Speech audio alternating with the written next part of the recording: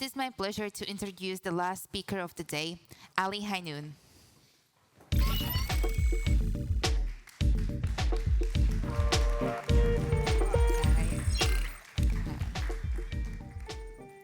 Ali has expertise in energy systems modeling, sustainable energy transitions, and decarbonization policy.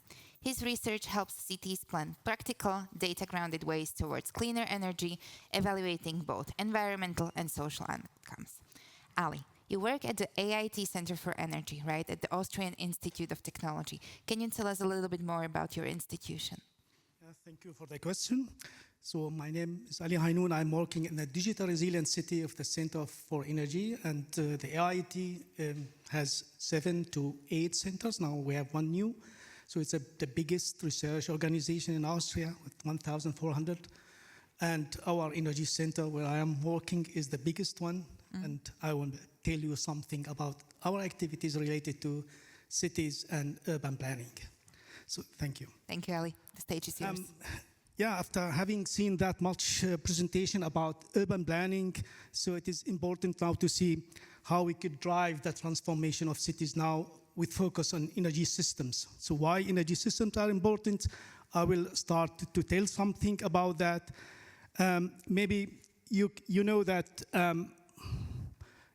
clean energy transition, which is ongoing since, I would say, 20 years, it was generally at national scale. And over the last 10 to 15 years, we are putting more focus on cities. So, but before we go to this direction, why energy system transition is so important for cities? So we have a transformation that is the first since more than 200 years. So it's very destructive, very innovative. So we have new systems that are very much dependent on intermittent, weather-dependent renewables. We have high distributed productions, so that means currently we have very few power plants, fossil-based power plants, but in the future we replace them with wind, PV, and other type of renewables. This means clearly a competition about the land use, and we have also to take care now about different new infrastructure we have never had in this form.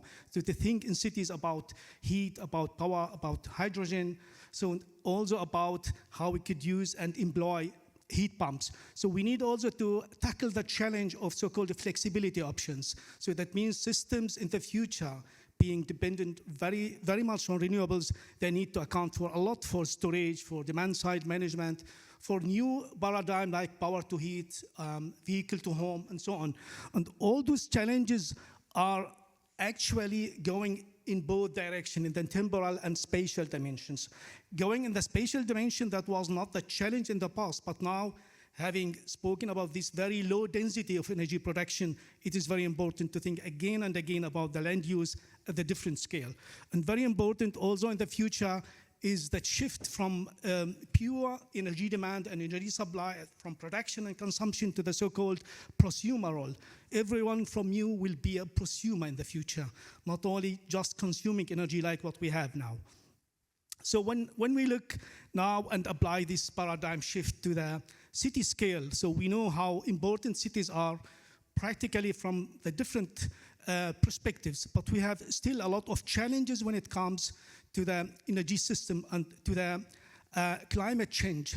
So cities, as you know, they have the most of the population, but very important is that cities are accounting for more than 65% of the energy consumption worldwide and around 70% of the GHG emission, meaning we have here a leverage, huge leverage when we want to achieve the energy transformation. And it's very important also when we think about waste and those other things.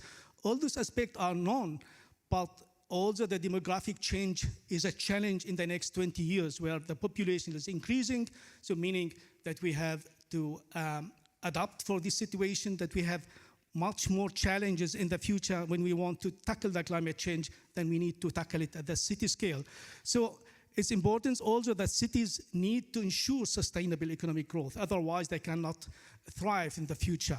But they have also opportunities, as you can see, that cities, they are generating the most of our GDP. So look to your city here, how much money you generate for the nation itself. So they are producing also a lot of multiple partnership. You have this exchange between different stakeholders, different actors. So it is a capacity of reinvesting. And it has also a lot of synergy among different sectors and among different activities. So that means in this case, cities have the chance to innovate beyond the boundary, what we know otherwise. So maybe it's clear now that the challenge at this scale, we hear every day that we want to transform our city to become more climate neutral. And climate neutrality is, again, is the question, are those cities sustainable? They need to be sustainable and resilient in addition, because the resilience was not so challenging in the past. But now, as already elaborated, that we need to account for this increasing share of renewables, so we need to ensure that our infrastructure is resilient in terms of extreme events, flooding, storm, extreme heat, so the infrastructure of the energy system, but beyond, the urban infrastructure need to be adapted, and that's our opportunity now, to rethink the way how we build cities and how we could transform it, because becoming sustainable and resilient, meaning we need to refurbish, we need to change, we need to rebuild again. So it is also very important to account for this flexibility I mentioned. So cities need to be resilient. It means they need to be inclusive in terms of governance, also to think about adaptive way how we can engage the different sector and different domains in the city. And we have seen a lot of presentation about cameras and monitoring systems. So we need to incorporate such system in cities, so we are in the position to, in due time, to react to any change and adapt quickly. So sustainability is clear. That is a very important aspect in the socio-economic and environmental domain.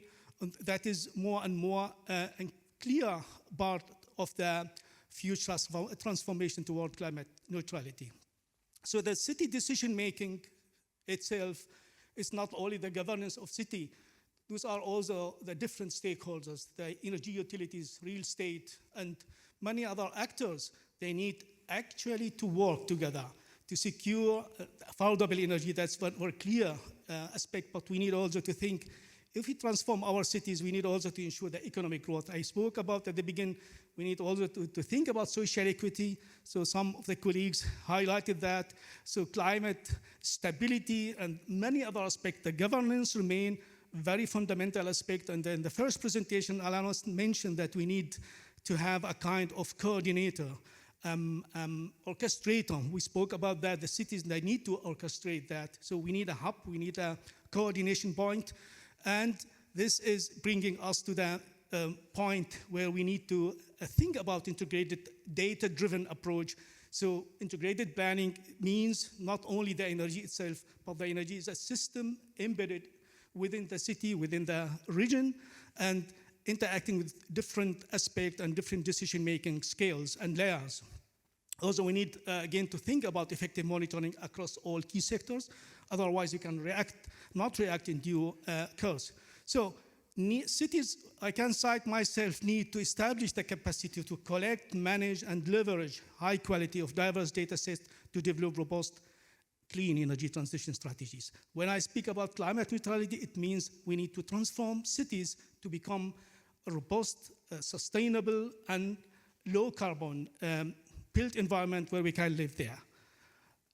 Actually, in this direction now, I'm coming exactly to the point which I want to discuss and share with you some of our insight, how we are working with city to transform them to become resilient, sustainable, and more, in sense of clean energy transition, more adaptable. So we have established over the last 10 years very strong integrated energy planning tools, which we can use actually also at national, regional scale, but the focus is on the city scale. So we are considering in these activities, it is a research, applied research activities, the limited local energy supply potential in cities. So cities, you heard, for example, about new paradigm like positive energy district, meanwhile, which is incoming since almost 8 years. So cities need really to produce more and more energy, but they have limited local potential because of limited land use, because of the competition with urban planning and other aspects. And also we need here we have a very positive point when it comes to city. All activities are very dense to each other, meaning we have a huge potential for energy saving. We call it, meanwhile, spatial energy planning. In German framework, we speak from Energieraumplanung. So that means when we plan cities, it is not only to think about urban planning, we need to think what is about the energy system of the future, how we could ensure that cities are compact, dense. It means they are more efficient, so we need less energy. And we could also harness existing synergies like waste heat or exchange between, for example, data center in the future. They are producing a lot of heat. So we are thinking about integrating them within the future district heating system. So another challenge I already mentioned is the flexibility gap. So the system in the future, the energy system are very tough. So right now, you are dependent fully on fossil power plant mostly, and you don't care about the flexibility. Whatever you need, the system can react and adapt. In the future, we cannot ensure that because we don't have everything in our hand. We have the hydropowers, certainly, you have few gas turbines, but we need to build a lot of storage capacity. We need also to think about the sector coupling between mobility and building. And you have heard about bidirectional charging, which might change the way how we think. We charge our cars, the electric vehicles outside, we come back to home, and maybe we can use it in the other direction. So we need also as energy planner to think about our decision in a most uncertain environment. So when you speak about renewables, you are speaking about weather dependent, but also this interaction with different domains. So the grade of uncertainty is increasing. It means we need more sophisticated integrated tools, and we need more data in this direction. So maybe we can look to this excerpt that urban energy system at this scale must integrate high spatial and temporal resolution. And that is exactly the point where we are setting to ensure that our tools are working. So again, I'm emphasizing and repeating that this first part of the purpose, that the aim of this research activity is to support city decision making. So Prague as a city, we can speak not only, as already said, with the governance, but with all the stakeholders who are aware about the climate neutrality. We speak with them and support them to develop sustainable and clean energy strategies and plans so that they are in the position, are prepared. Maybe by 2040, 2050, I would say it's the most reliable time horizon where many advanced cities can look to become climate neutral.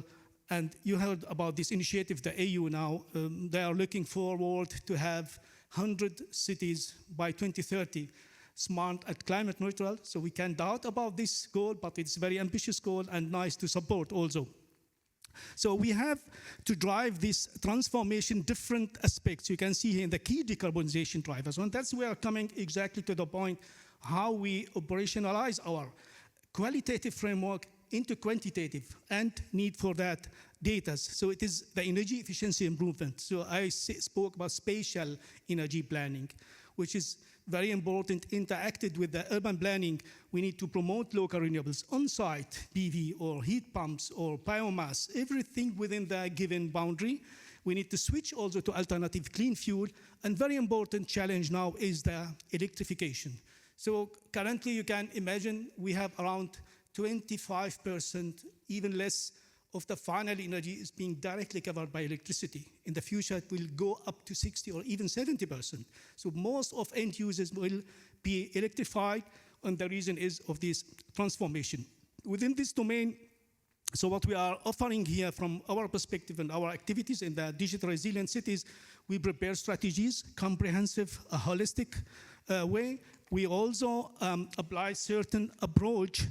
So I need to go back. I don't know if I can. So is it possible to go back? I think this way. That's good. Now. So there are also some very important and innovative approach we are applying, not holistically at city scale, but you can look to this positive energy district where I will bring some real examples out of that. We have also to think about monitoring and evaluation when we implement solutions, and very important, I have highlighted there the sustainable clean energy strategy formulation where I will put more focus on that. So how we work with city. you can see our established, very famous and acknowledged approach, the so-called participatory process embedded within a co-creation process, starting from the co-design to the co-creation to the co-learning. We have different steps that you can see. The first is data collection. That's the most important. Then we have our sophisticated cutting-edge tools. We build together with cities. We actually, you can see in the first step, when we collect data, many cities, they don't have that much data as we need. Very important energy balance, for example. We need a set of socioeconomic and technological parameters and drivers that are essential for our work. And then we work with them together. Once we have identified and quantified the current state, we call it base year, we could look in the future. So if you cannot describe our current state, we cannot give them a realistic transformation pathway. That's exactly what we do. We explore future visioning, we develop scenarios. It might be 2, 3 scenarios, but very important one is the business as usual, showing them if you do nothing in this direction, that would be the consequence. But most important that at the end, if we have a clean energy transition, that's exactly what we convert in real approach, and this approach address all sectors at the city scale. So we have household, that means building sector, household, service. We have mobility in both freight and passenger. We have industry, transport. I already mentioned agriculture and construction. So all the sectors where you have the energy consumption we need to address. And at the end, we come up with a holistic strategy for the transformation of those sectors, and we provide them also with action plan where you should start, because we will go from the strategy to the implementation, and we provide them also with a set of KPIs. So you can see here the different steps, how we prepare the strategy at city scale, from the data collection to the base year construction, up to the area of action and monitoring framework. So that is a very quick view to our newly established framework. We call it Integrated Spatio-Temporal Urban Energy System Modeling Framework. So we have not found still a name for that, but it will be rolled out soon, maybe in November, the idea. And you can see that the first part is very important. It is about source of data. We are dealing with a bunch of different spatio-temporal and other type of metadatas. It is different from case to case, but there are some sophisticated and unified parts. We have some open source tool like City Energy Analyst. That's one of famous tools. Meanwhile, it is integrated now with our own portfolio, Made City, where we could conduct integrated energy demand analysis, and we have an optimization framework.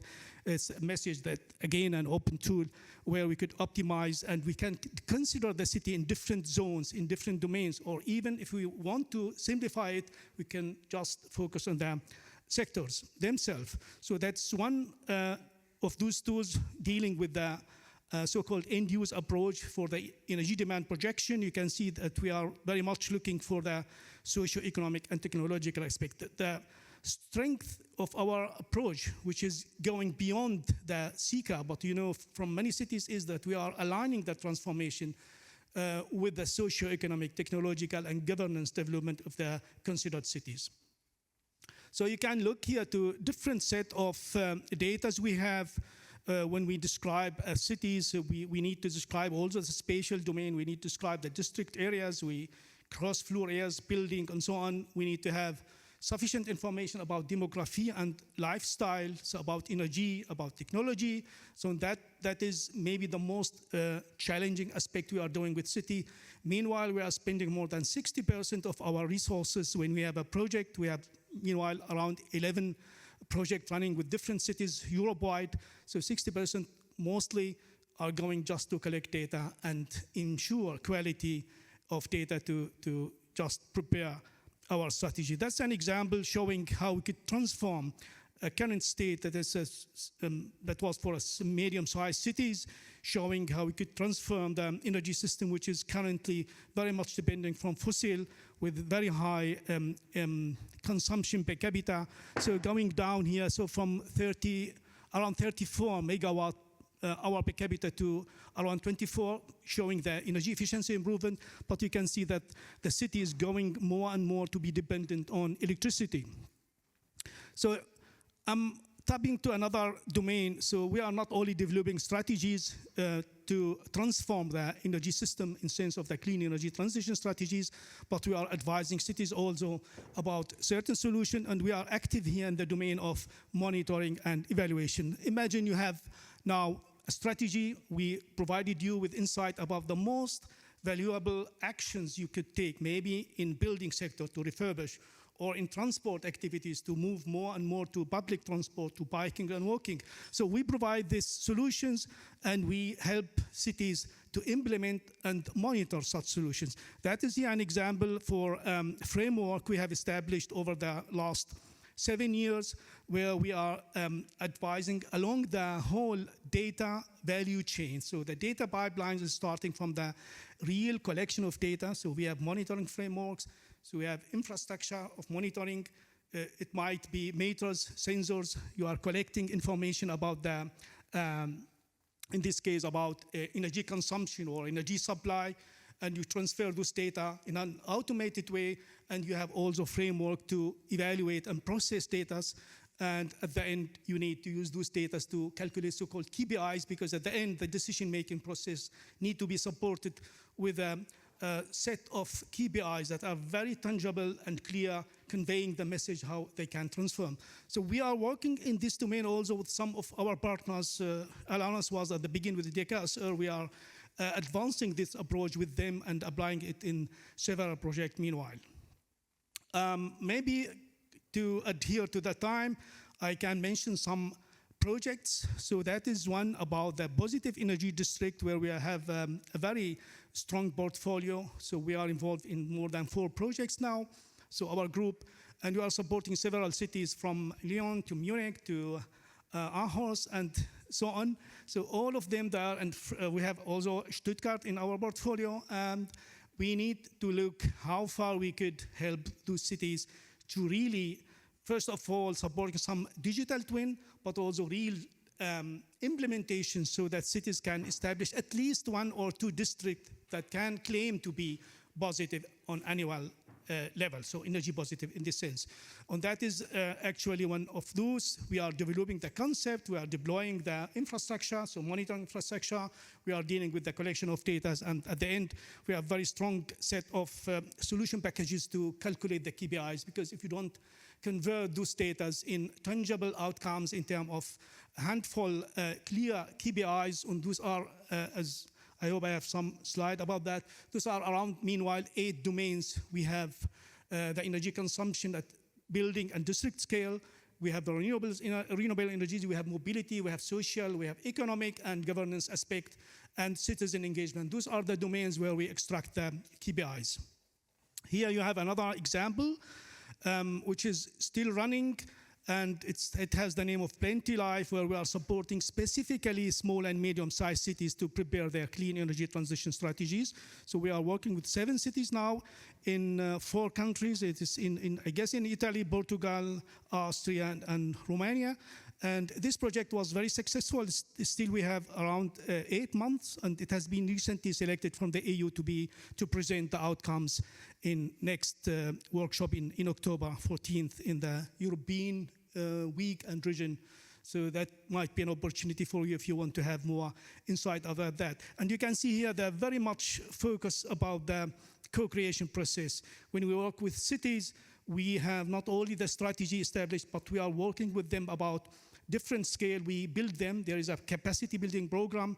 There is also a lot of workshops. We have 3 workshops along the whole process of data collection, visioning, and presenting the strategy. And at the end, we are aiming to deploy and replicate the outcomes from this project to so-called fellow cities. So we have here a very nice project with the different partners. So I have maybe not forgot to mention our partners from several countries. So at least 5 countries are there: Portugal, Italy, Romania, Austria, and Belgium. So we have here another project that is dealing with certain solution about shallow geothermal energy. What is the contribution of geothermal energy for cities in the future to support the decarbonization of heating sector? And in this approach, we are using our tooling, and we are moving with different partners from the level of technology, so it's heat pumps, for example, up to the building, district, and city scale. So here we are tapping into very challenging aspects, especially for cities looking for district heating and cooling. You cannot bring district heating everywhere, but there are alternatives in the future. So tapping the potential of heat pump and small energy nets, so you could bring a lot of solution. We are working here also with our partner from Berkeley, and we have very much interesting outcomes. So we have here very big projects. Some of our partners and colleagues are here in the audience. The Positive Energy District project Ascent, which is being implemented now in 2 big lighthouse cities in Munich and Lyon, and we have also 5 multiplayer cities. Porto is one of them, as you can see here in this map, and we are working again to establish and demonstrate the functionality, operation of Positive Energy District, at least in 2 cities. And for this purpose, we are dealing with a lot of data.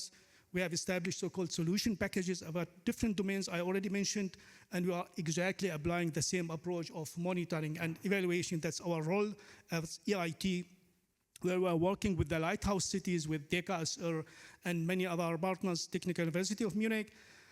And this exercise, it's not easy, the most challenging one we have seen over the last 7 years, and even more since 2000, I would say, 17, we are working in this domain. And again, the stage of data collection and ensuring that solutions are implemented is challenging, but we hope here that we can bring the proof, not only of the concept, but the operation of a Positive Energy District in 2 selected demo sites in both lighthouse cities, again in Munich and Lyon.